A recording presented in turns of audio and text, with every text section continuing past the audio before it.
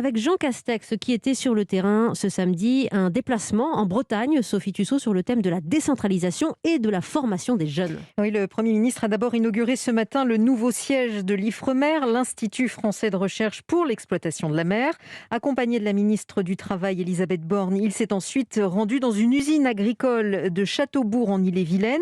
Une visite que vous avez suivie pour Europe 1, Charles Guillard, et qui a été l'occasion de constater l'application du plan Un jeune, une solution, car dans ce département, le dispositif semble porter ses fruits, Charles.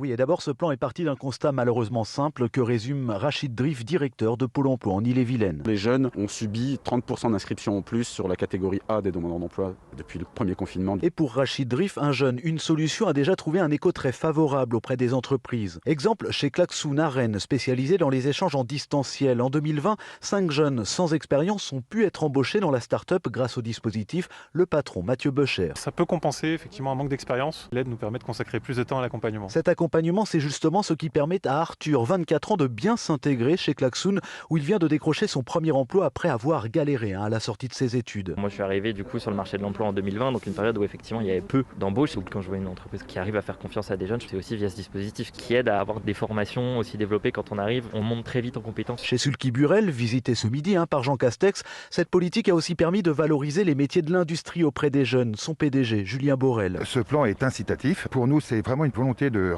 rajeunir nos équipes parce qu'on a des métiers de plus en plus technologiques et donc il faut avoir des jeunes plus qualifiés pour venir nous accompagner. Et depuis la fin de l'été, 11 apprentis et 6 jeunes de moins de 26 ans ont ainsi rejoint les effectifs de l'entreprise implantée à Châteaubourg en Ille-et-Vilaine.